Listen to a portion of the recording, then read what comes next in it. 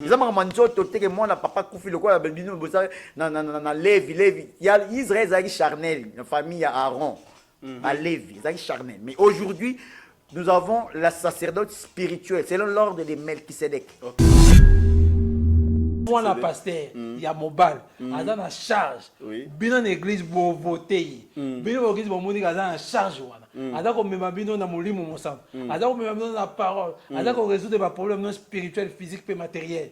Ah, il est digne de vous diriger. Bazali de Raosa continue. Ah, quoi ça la Bino bat boyi bano papa batikeli bana bango be église. Papa tikeli église atana 9.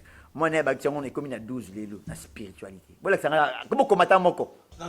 Non, c'est la spiritualité. Vous avez un niveau papa tika kango, mais depuis papa kenda, moi na memiango lisusu. Au contraire, bango nyonso wana papa batika, bana tango bazi église zongisima, église zongisuna monde. Et les autres qui sont bana wana bazalaki non maturité. Bazalaki peut capable de conduire l'église wana te. Mais à cause des biens matériels, batike la bango l'église. Bazo conduire yango na kibudi na ndenge na bango. OK. Soué ya papa nyo surtout ana se amoy. Na bi ya papa nyo surtout. Bien sûr. Ezalaka mwana nae. Sur ça mwana mobile a conduire ko sa musala ya zo sa musala honorable. Aux Éphésiens des faux sacerdotes. Comme aujourd'hui. Comme aujourd'hui encore. Dans la sacerdoce, il y a toujours des cacophonies, il y a toujours des désordres dans la sacerdoce. Même aujourd'hui, nous avons des sacerdotes, des hommes, des aventuriers des Éphésiens 4. Tu as vu, par exemple, George Bush. Par exemple, il est à Sarai. Sunga qui m'a dit, moi, n'est pas comme un président. Comment président? Pas comme un président. C'est pas mauvais. Apportez pas la Bible, qui vous a ensorcelé.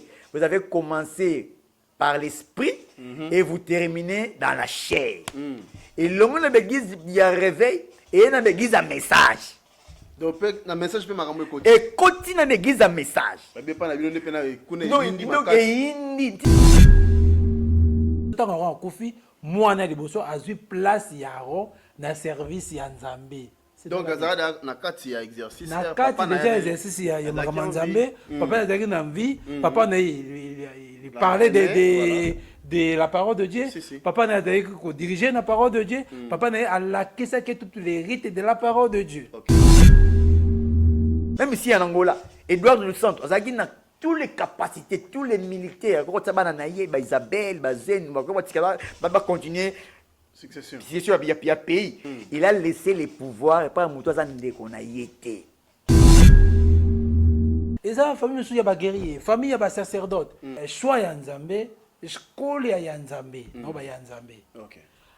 Pendant que famille, il y a des kéatites, famille, on a un Zambé, famille, il y a des Lévi. Famille, il y a des guerres continuent dans le Israël, pour protéger la bango. Pour famille, il y a des aussi la thé. Et ça, famille, on est pas même à Sanzambé na Paul. Donc des vrais fils na biso ba pasteur. Ils ont pas nature biologique té. Ni basi na biso. De des vrais fils spirituels, ils ont nous tous qu'on engendré dans la foi.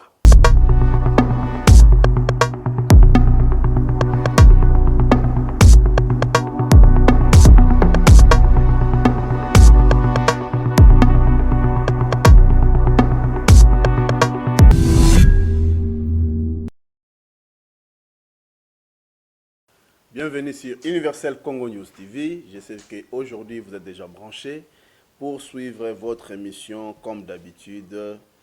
Chaque dimanche, Universel Congo News TV parle de la parole de Dieu et du comportement des églises au sein de notre communauté et surtout dans notre pays d'origine. Donc, soyez branchés, surtout abonnez-vous. Et c'est de partager l'émission d'aujourd'hui parce que ça sera super chaud. Aujourd'hui, nous avons abordé un sujet très sensible. Donc, restez calme car il y aura du boom et du tao tao. Quant à moi, je sais déjà que ça va barder avec les hommes de Dieu qui ont toujours été avec moi sur le plateau, les pasteurs John Ngama et les pasteurs Garo Benjamin.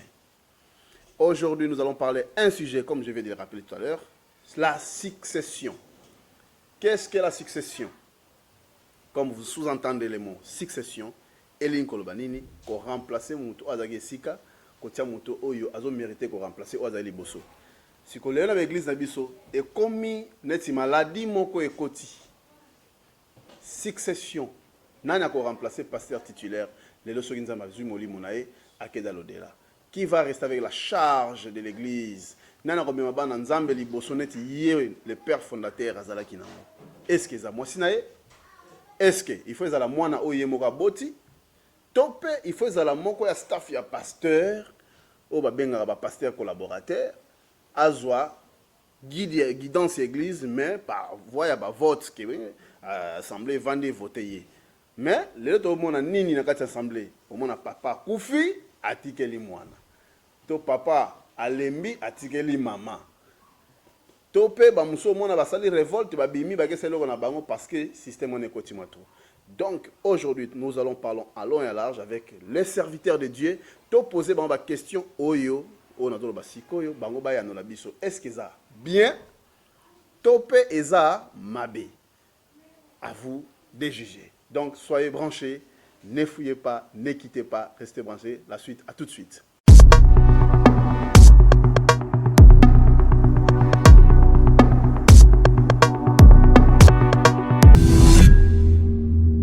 De retour sur ce plateau, comme je disais tantôt, donc je ne suis pas seul, je suis avec les hommes de Dieu, mes collaborateurs, mes interlocuteurs, auto débattant bango, pour édifier Bananzambe.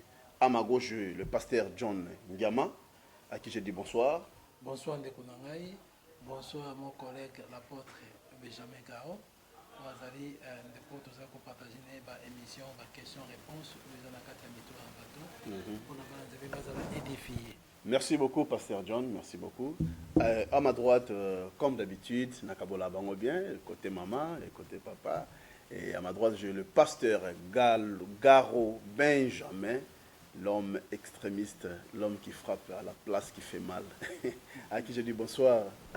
Bonsoir, merci beaucoup, merci pour l'invitation. Nous sommes là pour répondre aux questions qui dérangent le monde religieux aujourd'hui. Merci. Comme d'habitude, les lots vraiment décortiquer sujet au babengi succession. Donc les lots dans Zambé à la calme parce que il y a de la matière vraiment à découvrir. Vraiment déjà je m'en vais féliciter Bobo Hollywood zala prêt pour na ko pesa makambuna émission oyo et émission moko tellement kitoko to bani na en janvier yango yo pena donc la succession. Donc Nathalie Pessi ma caméra nazako remercier Fidèle Bondela comme fidèle. Il est toujours là avec nous pour cadrer cet événement de l'émission d'aujourd'hui. Donc, je m'avais déjà félicité Nabana États-Unis d'Amérique, Bozadea Scotché Nzodi Fumansuka, Alveda d'Atlanta, Bozadela Makambo, parce que vous découvrir Ebele dans 4e émission Lelo, sans oublier John Tinounou de Boston. J'espère que vous avez branché. Donc, pasteur John Ndiama, Tobana toujours à gauche. Est-ce que succession, comme la définition du mot succession définit, na kati église yankolo. Est-ce que ça m'a cambié salema? Le lingue tozo mona lelo, parce que c'est totalement bien na kati église na biso. Oza constant na sali. Soika pasteur à Koufi, pasteur titulaire à Koufi, au mona kalamingi te foka ka ba désigner mona na yemo ka mobali pour à remplacer. Ce que ça bongo te masuma na mbala za mona muke mo mingi, o mona kalamingi to mona ka ba tie mama. Mama ko moteya, to ba moteya ba mi balé. Elle wana za na profiter ali bambale wa moteya muso mona pe comme dispute na famille net l'église mosusu ya minene to yebi na kati mboka Congo démocratique to kotanga kombote mais comportement na kititi na l'église de réveil est-ce que est normal na église que pasteur a kufa remplacer moi na to eza anormal? À vous la parole pasteur. Comme réponse, bien aimé, merci bien pour la question que tu as posée. C'est une question un peu pertinente, un peu compliquée. L'église en Zambie, il n'y a pas de succession.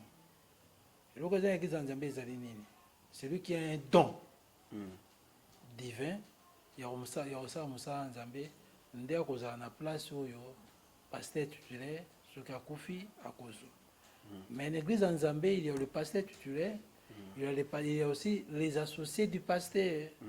Ce qui passait à Koufi, Moutazouaka, et Sika, ou Sika passait à Koumoro, Yakei, Atiki, Ndekoseli, pasteur associé.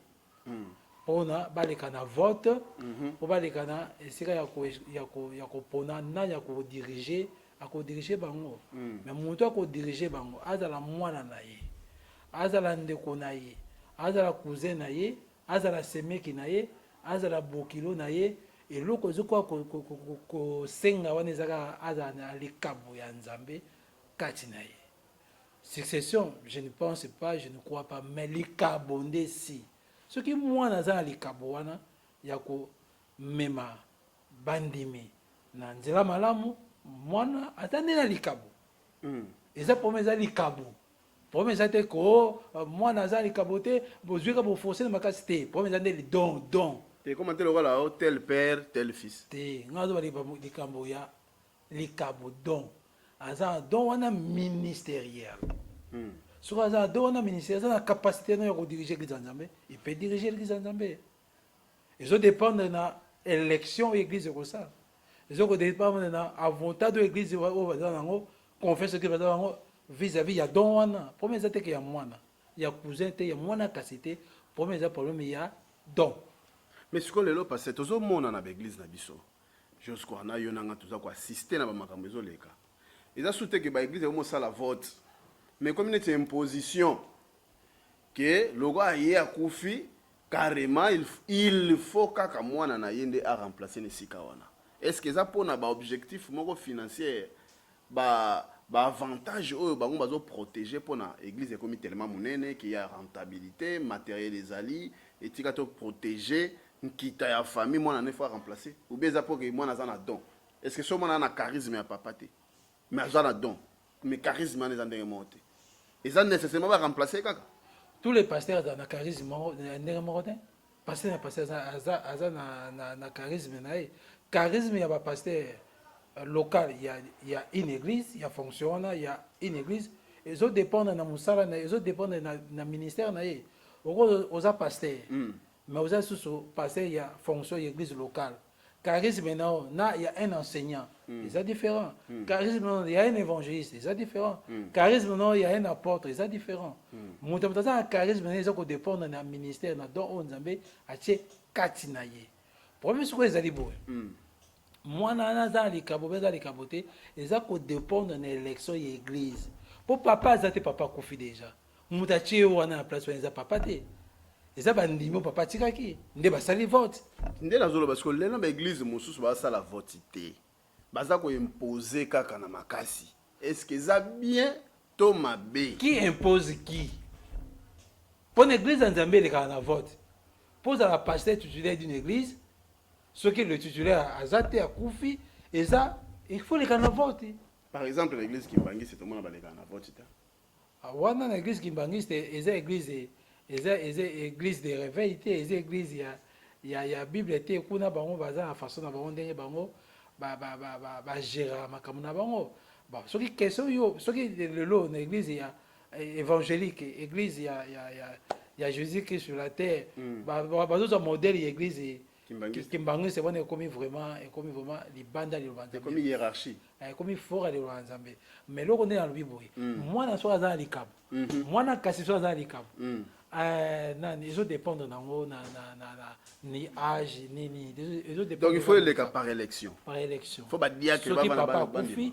ba diacre ba tunyo surtout ba corps sur l'église ba vandi ba zuka wana ba tia na église parce que l'élection et ba candidat ba pesi candidature na bango eza c'est la démocratie ba nimi bo voter donc ceux qui votent les candidats par exemple na ngai pasteur John Ngiama bato baponi na bango pasteur Garo Benjamin te la porte Garo Benjamin te malgré tout aza mbeli nga maiko za nga mbeli te bon vote équipe na ngai ngani mna ko bima pasteur ata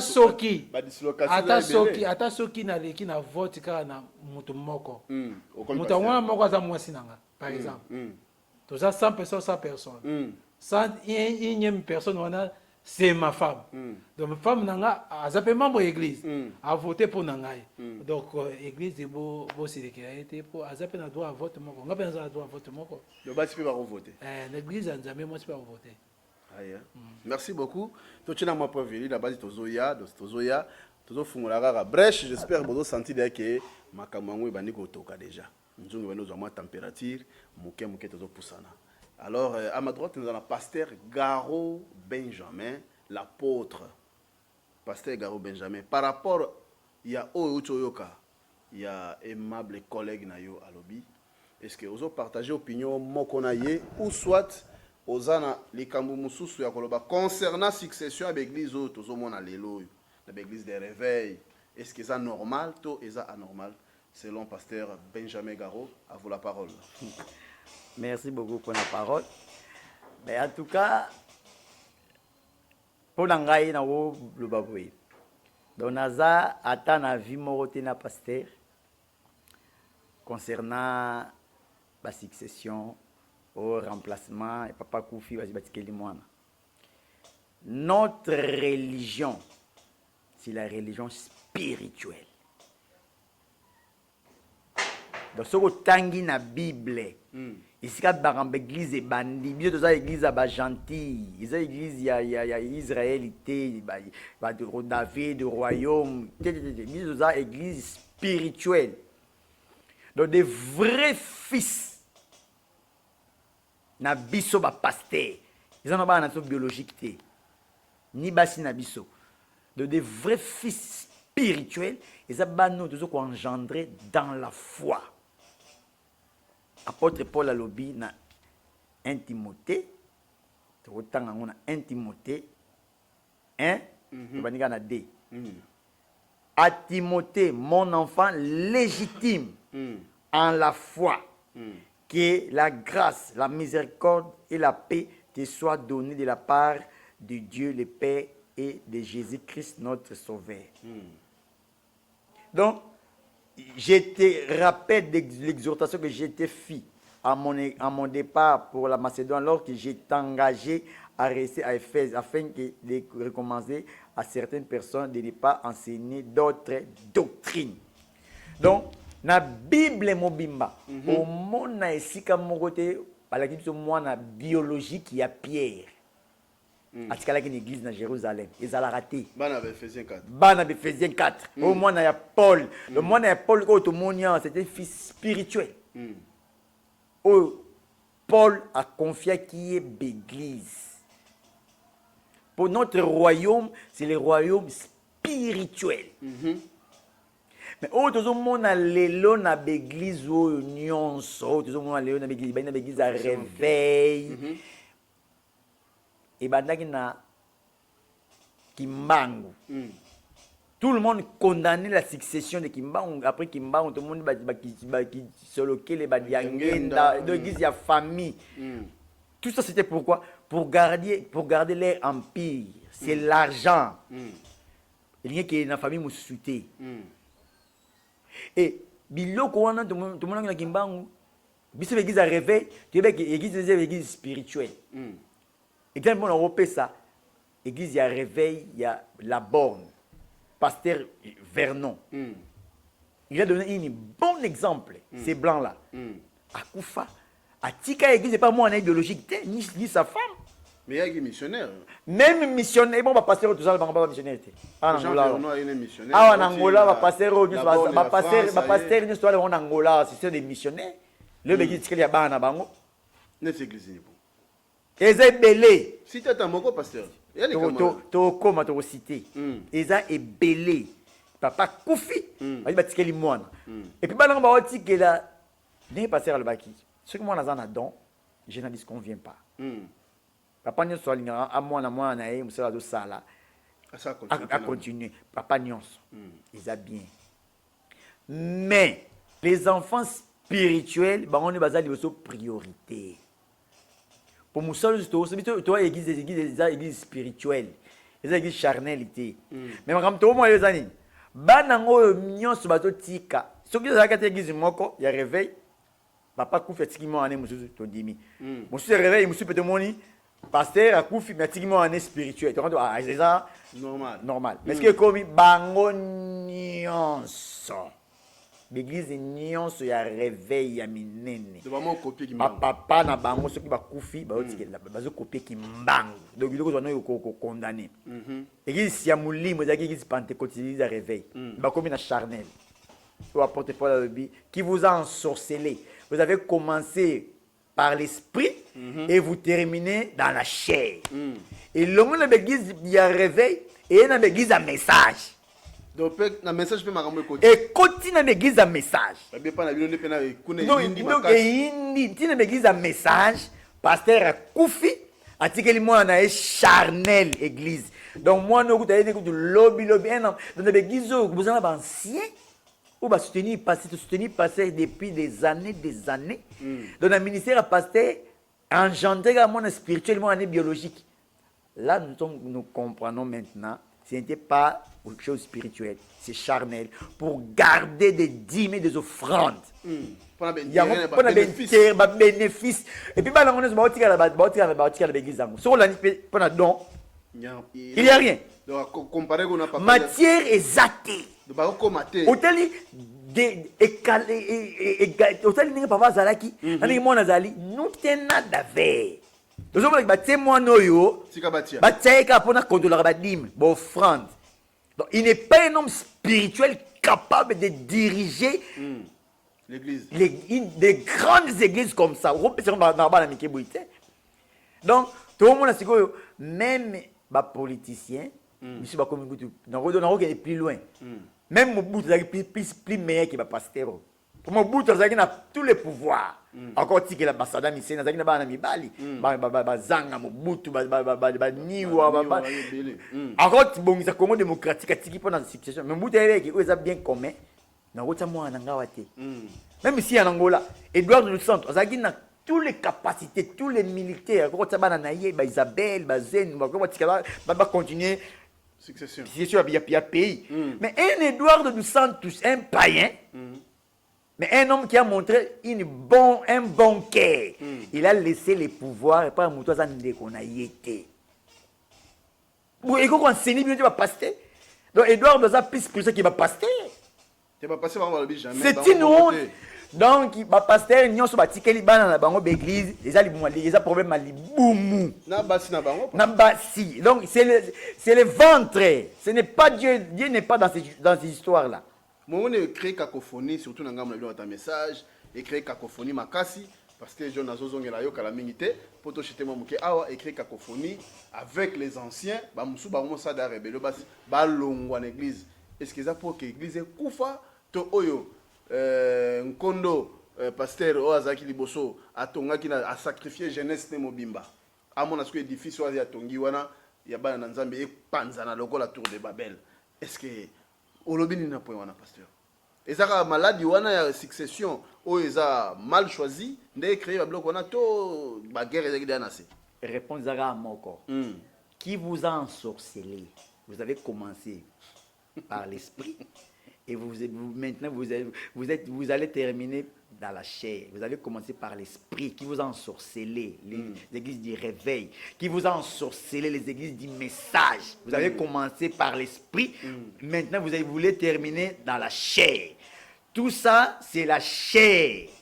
Les biens matériels. Les biens matériels. Même si vous avez l'église ou en appel, ça n'a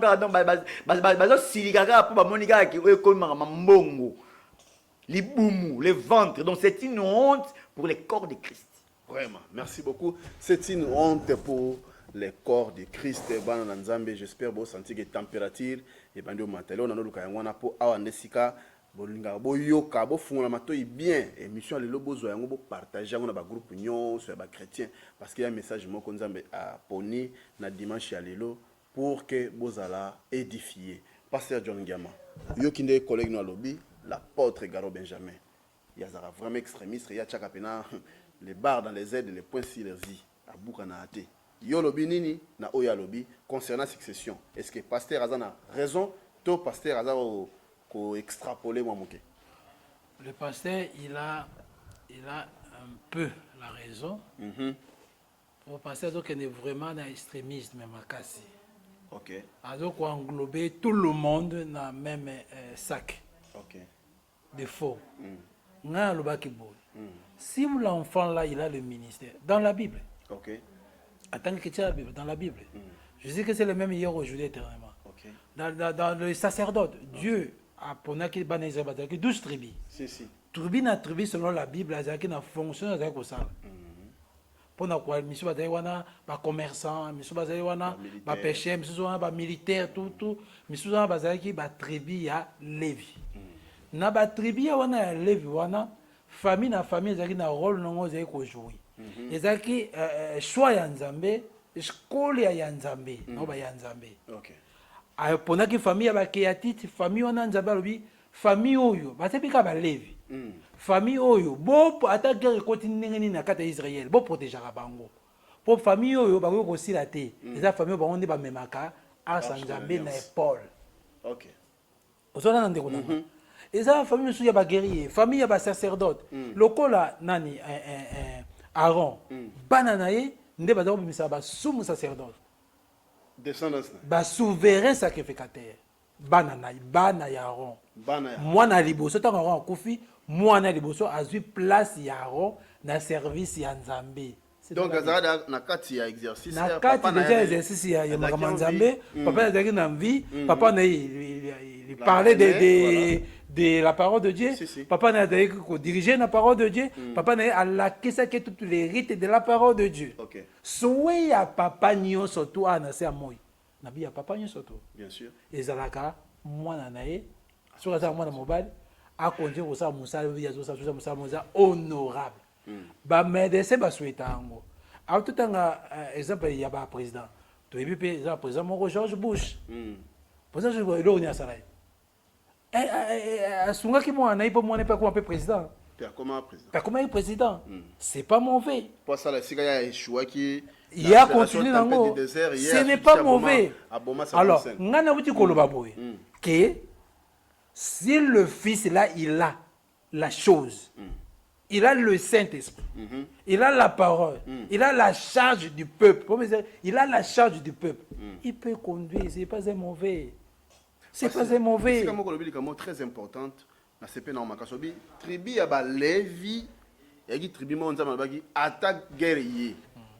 Ba kufa na ba me bango ba kufa te po ba onde ba me maka arche de l'alliance. Est-ce que na contexte wana est-ce que là ba tout monde ba mi ko s'attribuer ba avantage wana pour que bango ba za ba tout monde ba ko secouer bango te na gérance ya leadership ya église. Donc na cas où on a tout banet église qui mbangi c'est pas na raison bango peut ba aller vite. Non. Na lobité que na pesi bango nyo surtout raison te. C'est quand on a les aboyer. Un Lévi na tribu ya Lévi ezaki misala ezaki belé. Misu bazaki ba chante pe bazaki ba Lévi. OK. Ba yembi. OK. Pour ba yembi to bazaki ko yemba bino ba Keatite. Hein? Ma porte banane, Bosimbi arche. Arche c'est la parole de Dieu. Bon mais ma arche parole de Dieu accompagné na banzembo. Loyembo, adoration, louange tout, vous avez accompagner la parole de Dieu. Oh ba meme wanani ba sacrificateur. Ba meme wanani ba pasteur, ba serviteur de Dieu, ba Éphésiens 4. Accompagné na ba chanteur. Ba nous on ba dans la prophétie, ba parler langue mais ils accompagnaient les ministères de la parole. Bango tout wana tout wana ba Lévi. Mais parmi ba Lévi il y a des tribus, il y a des familles particulières. Donc la famille Aaron, bango bazo bimara wana ba sumu sacerdote. OK. Famille so wana ya ba Keatite. Famille so ezalika ya ba chanteur. Famille so ezalika ya ba wisi. Même ba wisi en temple ce sont des Lévi. O ba kana kanga Yesu Christ na Gethsemane, ce sont des Lévi. Des serviteurs de Jéhovah. Yo ba on kanga kuna na elanga ya Gethsemane. Et le sanga azali ko lobeza boy. Si le fils là du pasteur, moi là Kassiwana pasteur, il a la charge. Le problème est que pour nous passer, tu dois avoir la charge ici dans l'épaule gauche, dans le cœur. S'il a la charge là, il y a comme même bateau, na perfection, il y a même bateau, nanzela nzambe, il a cette charge là. C'est pas mauvais. C'est pas mauvais. D'ailleurs, la plupart des caravans ça la marche, ils passaient à Zate. Tu l'as à Zate à Koufi. na nsima nde bokotika kosala élection bino moko na église bovote mwana na pasteur bino moko moto vote na église soko bolingaki te mwana na pasteur za pasteur na bino bolingaki bovote te bino bovote boso papa une influence moko parce que le tozation papa za titulaire bato bakomaka na mwa hypocrisie moko boye ya humilité ya soumission devant l'autorité morale de l'église omoni kaka bato basamaka me baonyonga na pembeni me na fara na passer baloba eloko te pasteur aomatisa mwana ye bomwake petit oyo nde azokende boye aza na eloko yango te bino badiacre bozo entouré pasteur bokoloba pasteur vérité te lelo siko pasteur akufi mwana akomosabla n'importe quoi omoni na élection selon la loi de la démocratie na élection même de l'église de Dieu vivant les majorités majorité même il y a un bino nyonso botikali wana bozaki négativité boboyaki bo continue na kati ya majorité c'est comme ça de soka bolegeta na une fois na mutu moko kaka bino nyonso no boboyaki bo continue na kati ya majorité oyo ezoloba ana tango balekaki bato nyonso balekaka na vote soki baleki na vote te wana eloko mosusu boleki na vote bondimi mwana wana azala pasteur na bino bino nde nyonso tona boboyaki bokoti na kati ya majorité wana plus 1 wana bino nyonso bondimi ye bino nyonso vous devez avoir confiance na ye bino nyonso vous devez lui appuyer bino nyonso esenge bozala obengela mema bino na nzela ya lola mpo bino bondimaki ye le majorité avait gagné le majorité avait gagné na l'élection même ya mokili ezalaka bongo ata s'opposer ndenge nini ozaka sous régime ya moto wana oza s'opposer na ye biso lendi bobima te admettons ce pasteur admettons voye na kati ya lotomba ya nzambe oyo eza représenté corps ya Christ les Éphésiens 4 oyo eza neti balevi na époque ya ancien testament siko pasteur moko boye basujeti bino passer par force to passer la tika ti mwasi na ye akamba bino est-ce que moi ça kokamba lingomba ya nzambe te tolobela no makambo basi te basi makambo nzambe na kati ya succession basi na makambo ya sacerdote bazalaka te na succession de Bible même la loi c'est les sacerdotes il y a Aaron basi bazalaka te na temple les femmes ne faisaient rien les femmes ne faisaient rien les services sacerdotal basi bazalaka te o siko lelo na Nouveau Testament ba passer à lelo bazui na bango ba révélation na bango soki wapi bango benga révélation benga na sala alliance na Nzambe alliance na Nzambe donc quoi ça alliance na Nzambe ko ça n'importe quoi donc ouais ça c'est le bango mais selon la Bible moi ça cause la suprématie sur les hommes te apporte pour le biso qui wana so busala ngo bongo ekutaki na mboka na bakwanga ekutaki molimo ne utaki na mboka na bakwanga molimo utaki na mboka na bino na wapi na kata kokombe molimo utaki na mboka na baluba molimo utaki na mboka ya bangala po bangala bazala miso makasi obeya baswahili molimo wana donc ba passer nyonso botika basi na bango bazwa relève bazwa l'église bateyaka bani mama prophétesse bani wana baza be féminin l'église mba ya be féminin et les féminins ne retombe le royaume des cieux ba des fois spirituel. Merci beaucoup pasteur mais moi na pasteur so azana don azana charge wana côté on a contre pasteur Benjamin contre l'apôtre Benjamin. C'est moi la pasteur, il y a mobile, à la charge. Bino l'église pour voter. Bino l'église pour monique à la charge wana. À comme même bino na molimo mon sang. À comme même dans la parole. À comme résoudre des problèmes non spirituels, physiques et matériels. Ah, il est digne de vous diriger. Dans un leader à ça continuité. À ça continuité parce que vous avez voté. Puis on est pour voter. Comme il est passé le passé qui était là-bas, il est déjà mort à Cabo. Si quoi passé, excusez-moi. Bon, les gens quand l'église ils ont moins ordre wana ya ko organiser l'élection.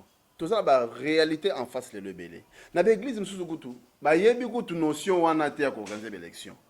O si tu kaka boye passer lora kufi, ba tali kaka bon ndezawa, bon ne papa za sauté désormais et comme fils.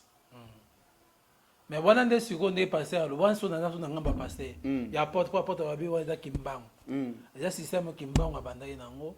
Au monique na ba église presque église nyonso. Sauf catholique.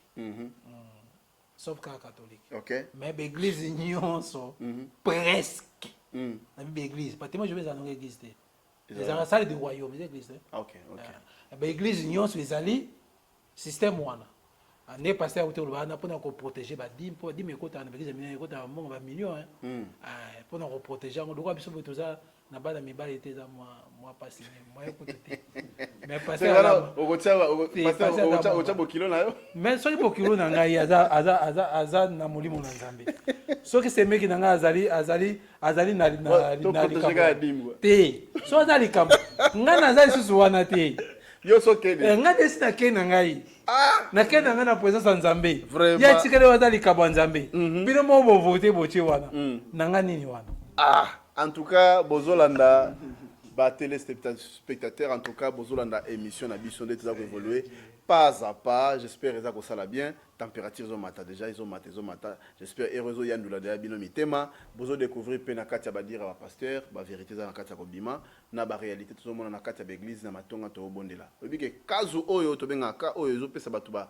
déception belé batu bazo ya ko sambelaka mais makambo to okuta na église ils ont découragé be batu mingi surtout ba kaneti ba oyo ozomona leader to message dans leader nzamba a récupérer leader on va préparer ba successeur te to monaka Eli a préparé ka Élisée to monaka ba Moïse va préparer ba Josué mais biso monaka il faut ka mwana na yo Yesu kutangani a préparé ba 12 disciples na ye abina zo kende na kotika bino pamba te boza molimo santo po akamba bino boza toujours connecté ndenga azalaki soyez mes imitateurs Yesu ça ba yekona mais ouais biso lelo comment entre guillemets papa akufi ba tie mama papa lembi akomi pasteur pétage maman comment remplacer l'église bon to comme na kazwana pasteur là-bas to kiti na deuxième rubrique moké est-ce que moi si en général à koki au kam église ya Yesu à vous la parole Bon, pour nous répondre, Kawana, il y a un peu trois choses parce que y a trois matières. aux en minute papa Il y a Liboso, la loi sacerdotale, il y a l'Ancien Testament, et il y a le Nouveau Testament. OK.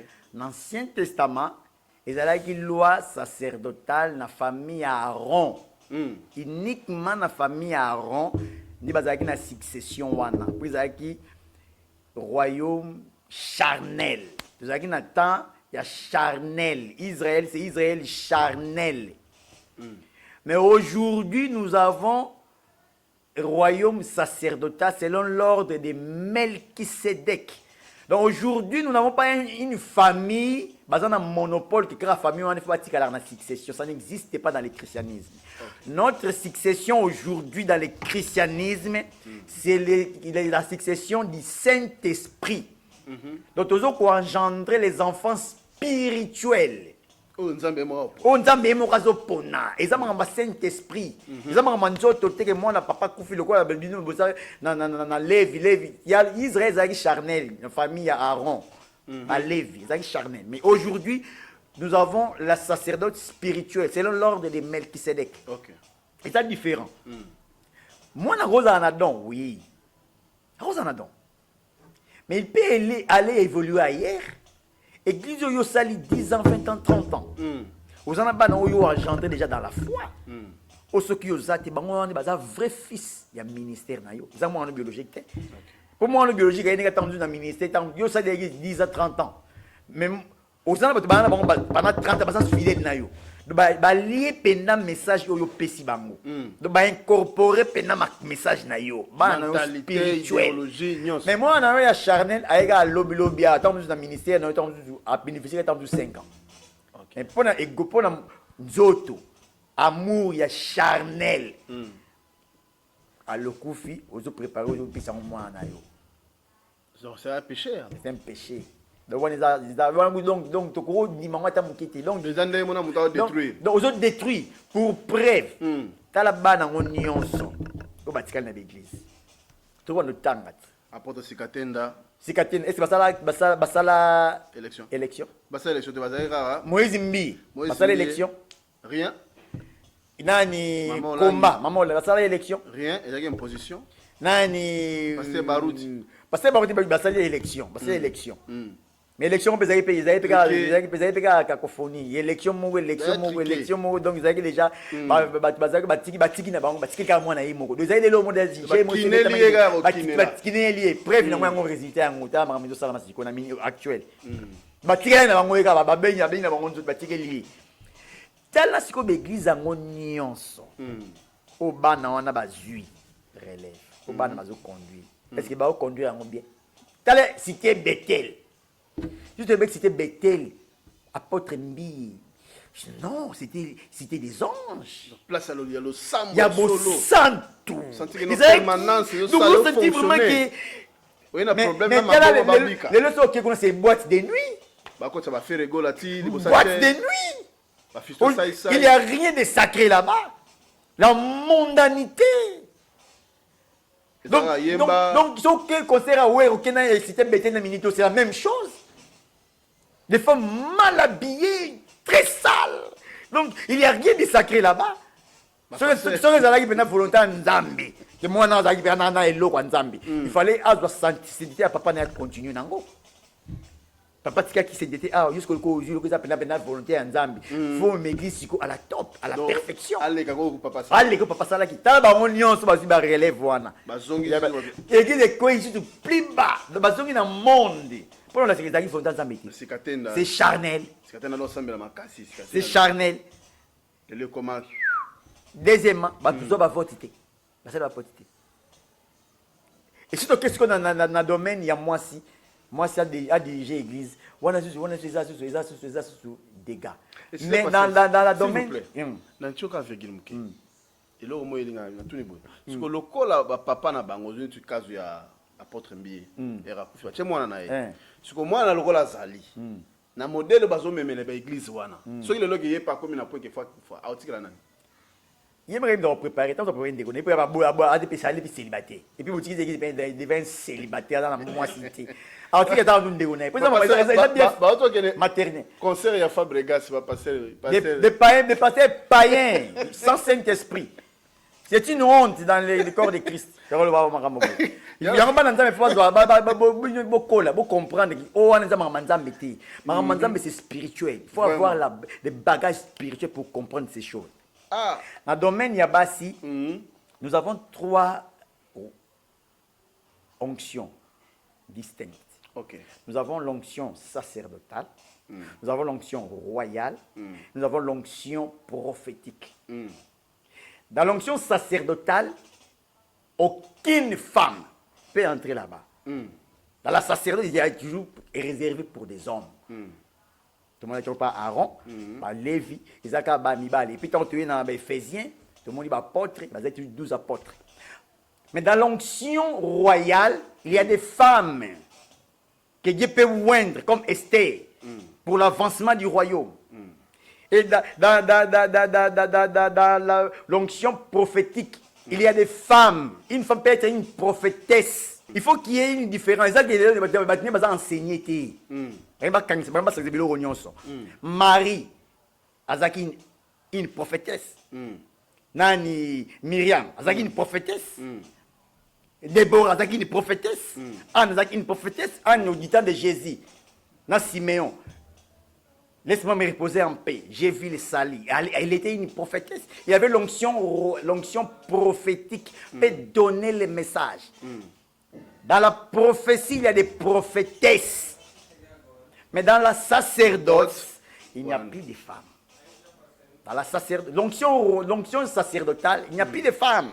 Là, il y a toujours des hommes qui travaillent. Mais dans l'onction prophétique, il y a des femmes qui prophétisent. Et pour choquer encore, dans l'onction sacerdotale, c'est là où il y a beaucoup de faux. Parce que dans l'onction sacerdotale, il y a trop de charnel là-bas. Aujourd'hui. Même dans l'Ancien Testament. S'il y a beaucoup de gens qui ont fait beaucoup de dégâts, c'était des sacerdotes. Okay. Regarde le temps d'Élie. Élie, les sacrificateurs. La Bible. Ils ont fait beaucoup de dégâts. Comme là, la serre l'église, c'est la raison pour laquelle il avait cité Samuel. À cause des faux éphésiens, des faux sacerdotes. Comme aujourd'hui. Comme aujourd'hui encore. Dans la sacerdoce, il y a toujours des cacophonies, il y a toujours des désordres dans la sacerdoce. Même aujourd'hui, nous avons des sacerdotes, des hommes, des aventuriers des Éphésiens 4. Mais dans la prophétie, c'est surnaturel. Quand Dieu choisit une femme, il lui donne des capacités prophétiques. Là-bas, il y a peu de gens pour copier ça. Ok. Même dans l'onction royale, une femme, quand Dieu oint une femme pour faire un travail, c'est le domaine surnaturel. Mais à Rotéate. Il prend des messages, il vous donne des messages. La chair, c'est pour les Éphésiens, les sacerdotes. Mais dans les Éphésiens, ce sont des aventuriers. S'il y a 50 Éphésiens, c'est seulement 5 qui est bon. 45 ce sont des faux. Pourquoi dans la sacerdoce, il y a trop de charnels qui règnent là-bas. Même l'église catholique, écoute, va respecter. Même l'église ne réveille rien. Regarde aujourd'hui. En tout cas, il faut respecter toutes ces trois onctions-là. Sacerdotal, royal et prophétique. Merci beaucoup. En tout cas, la révélation vous êtes toujours connecté à Bisso. Njodi Fumantuka, Almeida d'Atlanta et John Ntinu de Boston. En tout cas, j'espère que vous allez bien. Souve Bitakuira, le premier de Bessingombe. Vous allez bien Bimao. Na ebite kwa bofu ngamatoi ya molimo pour vous sentir nini nzambe azako dégager comme message pour na bino lelo na dimanche ya mkola lelo. Pasteur John, oyo ki de collègue na lobby. Tozana sujet qu'est-ce que moi si akoko kamba lingomba. Malobeza mboka wae. Ndeko, en tout cas merci mingi ndeko. Dans la Bible nulle part, même dans l'Ancien Testament, moi si mokota kamba mibale akamba église nzambe azate. Na onction nzambe akopesa yo ya prophétie, ya kobina, ya koyemba, ya komema bat na présence nzambe. Myriam azaki une grande chanteuse. Quand elle chantait, en tout cas c'était terrible, c'était la présence de Dieu na Israël.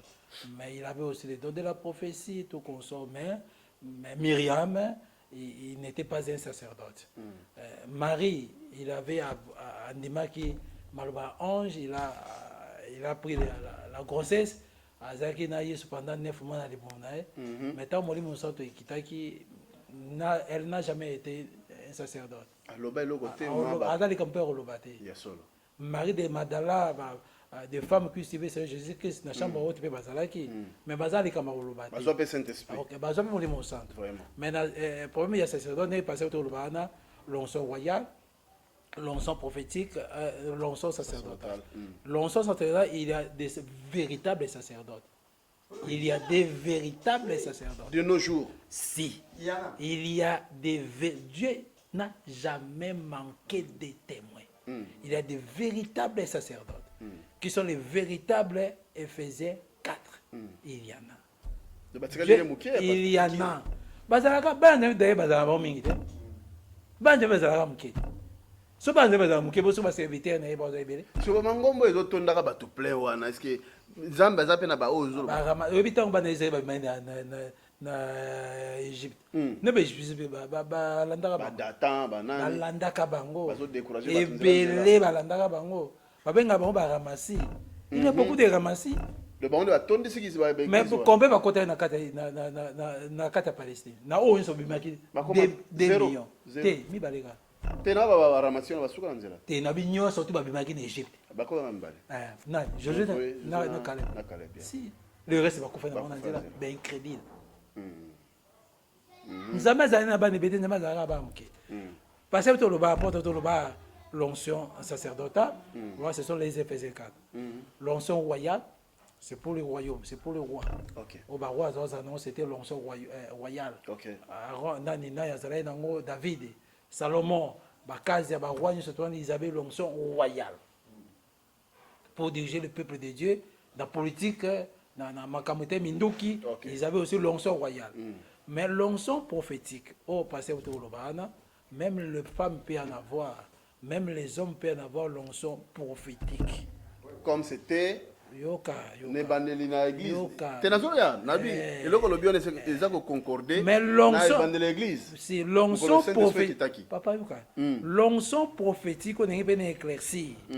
Bien ou bien passer éclairci, bien c'est l'onction prophétique.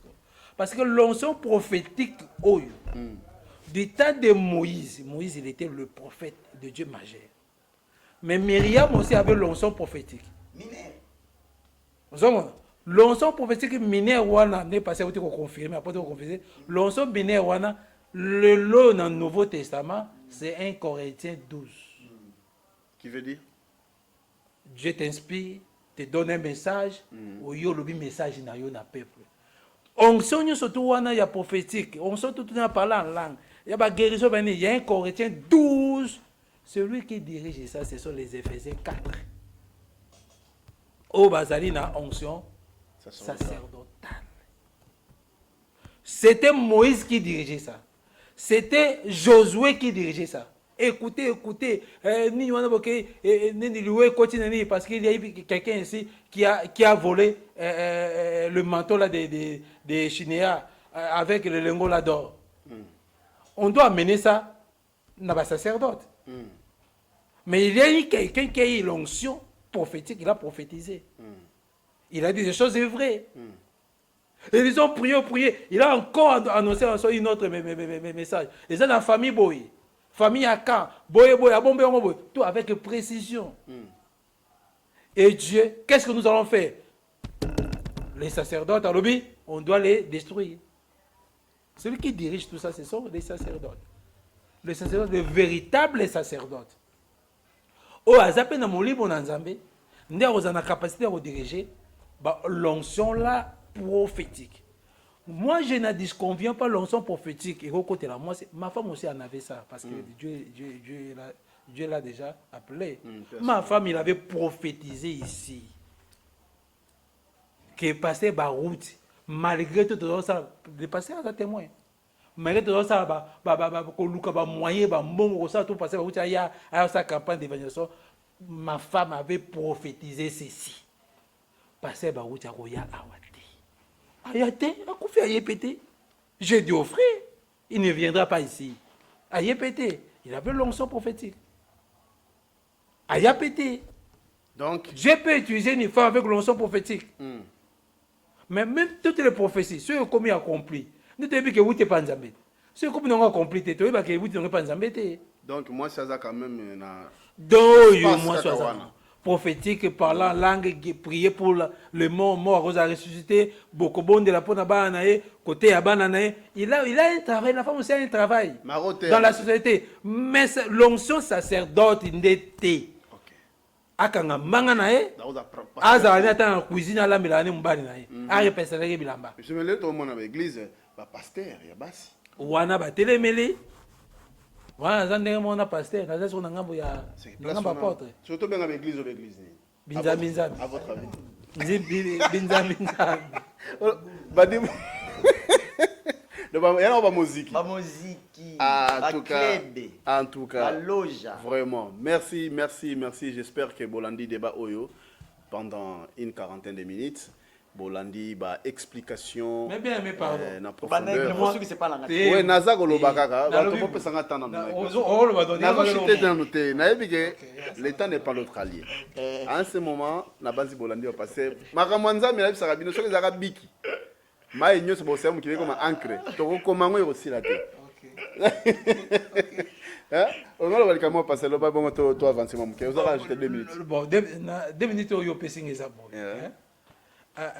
Concernant moi na pasteur kozala pasteur d'une église. Oui, pour remplacer oui. Au bien na église au papa Nazaraki. Si. Ce n'est pas mauvais s'il a une charge, s'il a un don. Oui. S'il a la chose, c'est pas mauvais. Pour qu'une élection pour voter, c'est pas un problème. S'il a une charge. À une seule condition, ceux qui ont une charge. Ceux qui ont une charge pastorale, qui ont une capacité. Bino pe l'église bon moni qui a une charge. Vraiment.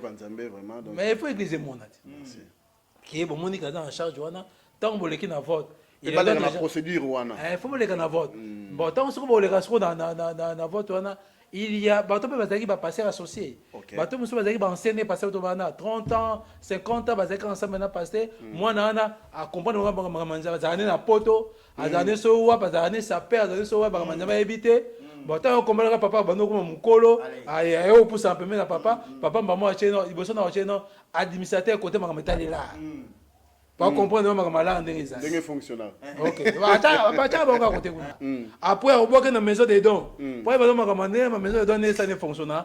Pour y ba ndenge na ko diriger bato wana. Pour message moko ko la peut contre yé. Ala doit faire au boudin. Donc gestion administrative. Donc face de gestion administrative, spirituelle et église, il y a mbongo église à comprendre makambo bien, à comprendre bana bazabna pour papa na ye, bana ni pena ba ipena parole de Dieu bien. Il faut y ba bango. Bo ba dobe ba parole de Dieu bien baza ba koka jambe na ba pasteur. Pour bango so pasteur mo Samuel mo ni Bible bia. Ah Bible lobia boye passer bon passer bata bon peut passer à bon moi mon abina que au penda non méfier c'est contre moi les petite passer petite 2 minutes ici petite en tout cas on a possible passer Benjamin 2 minutes pour compléter le pasteur Aotsoloba et c'est très important parce que les ingrédients mo pour sauce comme commencer lengi merci beaucoup j'espère édifier mon kokuna esika botala na makambo zo continuer koloba masika pasteur Benjamin yo vacciner ni na oyo confrère na yo Aotsoloba 2 minutes en tout cas ils pas siming comme on le montre au monde na corps de Christ donc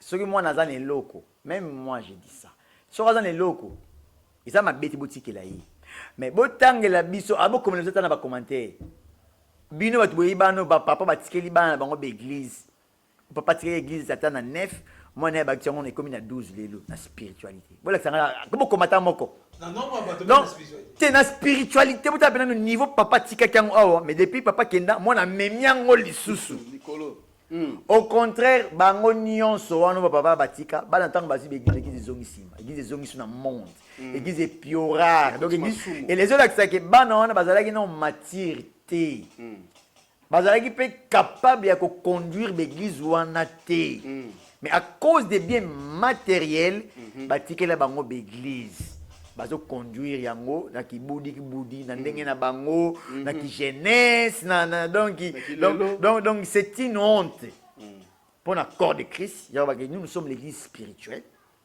peut être l'église à molimo l'église à rêver l'église à molimo l'église ba message l'église à molimo mais bobandaki na molimo après des problèmes na doki bino qui vous a ensorcelé bobandaki na molimo pelele boyo kosukisa na nzoto kimangu twana okondane kimangu giza kisolokele diangenda dialungana bango nyonso wana dele ko ba mwana bango Simon koko ya dimanche ya Simon Kimba héritage familial tout quand ils apprennent molimo c'est l'argent et toutes ces choses là et qui dit dans l'église même soit réveil ceux qui passaient par mon zana na mwana tese ba teki moi sinaye maman abani ko conduire église pour tout ça ils apprennent à contrôler l'empire religieux. Ils contrôlent les empires religieux. Donc, ils ont alors, vous les enfants de Dieu, élevez vos têtes, soyez prudents. Ce que vous avez et loko ya ndengwana. Ce que moni loko ya ndengwana kima et loko le qui sali na yo ezate. Donc, toutes les églises oh batika papa batika bana, Dieu n'est plus dans ces histoires là. Ce n'est pas ça l'église du Dieu vivant. Pour que l'église du Dieu vivant, tout le monde a la Bible. Paul a dit que par son enfant il légitime, Azalagi, Timothée, c'est l'enfant spirituel. Tout à l'heure, Pierre, tout le monde sait que Pierre était dans la Bible. Au Batikaki dans l'église. Alors aujourd'hui, et comme il va bien matériel, donc, bis tu as une église. Tu souffrir, tu construire l'église, tu l'église de Dieu vivant, tu peux naza victime ya moko. L'église naza victime, ya na lo makambo. Tu s'auto construire, tu te bambongo na biso, tu bomanzoto. Mais na souka, un enfant botem na 2000, moi na 2000. Tant que tu vas l'église wana moi na une année. Église mo na yebia message. Moi na botami biso ba l'église wana azana une année.